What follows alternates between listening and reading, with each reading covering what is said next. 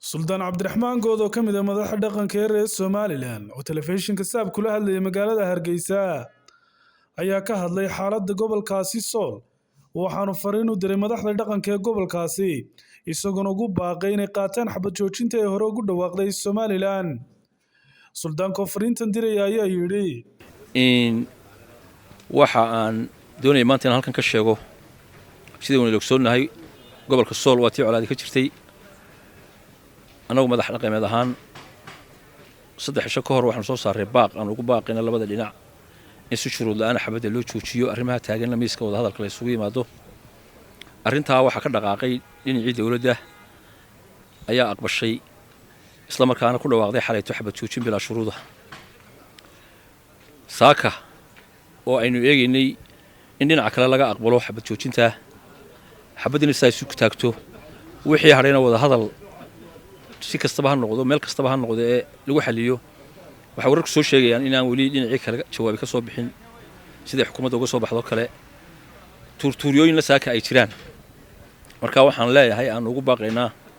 anigoo ku hadlaaya afkii madax dhaqameedkii maalintii dhaweyto baaqa nabadgelyada diray ee dawladdu ka jawaabtay waxaan leeyahay walaalaha iyaga dhinaca kale waa yeelkooda garaadadooda ciidamadooda shacabkooda waxaan leeyahay walaalayaal aqbala ku dhawaaqa idinkuna xabad joojin bilaa shuruuda dhiiga daadanaya joojiya ilaahina ka baqa miiska wada hadalka arrimaha wixii haray hala isugu yimaado waxaan doonayaa in arrintaa la qaato oo la aqbalo dagaal wuxuu sii xumeeyo ma waxba hagaajin maayo shantii cisho waxa dhacay waynu haynaa madaxeedii dhan walba dad ehel oo walaalo hebel iyo hebel isu garanayo inay abtiga baa dhintay magaaladeennii baa ku burburtay ganacsigeennii baa istaagay waxbarashadii ubadkaa luntay waxaan leeyahay tala xumayntaa ka badan oo dambe iyay inagu dhicin intii hore allah inaga cawiilo wixii dambana maskax caafimaad qabta ha lagaga tashado wax kastaba ha la isla meel dhigay wada hadal ha la isugu yimaado qodobka kale aan raacinaya waxa weeye waxa jira Hargeysa ama sidii maalintii dhawto odayaashii Boorama ka hadlayeen sida la sheegayo ama Burco inay jiraan dad reer Somaliland oo deganaa waddankoodii joogay oo hanti ku leh oo si propaganda iyo foolxumo iyo nacayb in dadka la isu dhexgeliya ah loo raraayo oo dad abaabulayaan oo magartay guuraya waxaan leenahay arrinkaas waa khalad dadkaas iyagu kamay dhalan baanu qabnaa dad baa foolxumada ka shaqeynaya oo dadka doonaya inay barakiciyaan si colaad saasacado si socoto oo doonaya inay dadka ehelkee walaalaha kala jaraan kuwana waxaan leenahay ilaahina ka baqa meel la kala tagi maayo dadku waddanka ru wada leeyahay waa ehel waa walaalo dadka waxa wada iska joojiye baanu leenahay dadkana waxaan leenahay waddankiina baa joogtaan wax dhibinaydu ku soo gaari maayaan ceeboobina oo foolxumadaas yay dhicin qodobka kale aan raacinaya waxa weeye ciidamada Somaliland ee jooga Laascaanood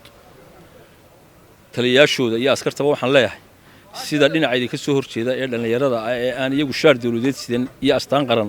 ay u dhaqmayaan ee ay u soo gelayaan live-ka ee waxay doonayaan ugu hadlayaan askartu way ugu hadleen waxaan aad uga xumaynaan arkayay askar dhalinyaro ah oo live ku jirta oo video iska soo duubaysa oo qaar guriga dad leeyihiin ka soo dhex hadlayaan oo qaar meelo kale ka caytamayaan mas'uuliyiinta madaxda qaranka waxaan u sheegaynaa in arrinta talaabo laga qaado oo la joojiyo oo ay kala socnaadaan dadka shicibka iyo dhaqanka ciidanku qaranku ay kala socnaadaan waa ka xunnahay in maaragtay ciidanka qaranka ee jooga Laascaanood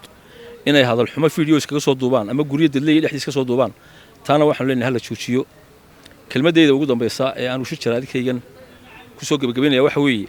dadkii ka barakacay Laascaanood ee walaalaheena ahaa ehelkeena ahaa meel kastay tageen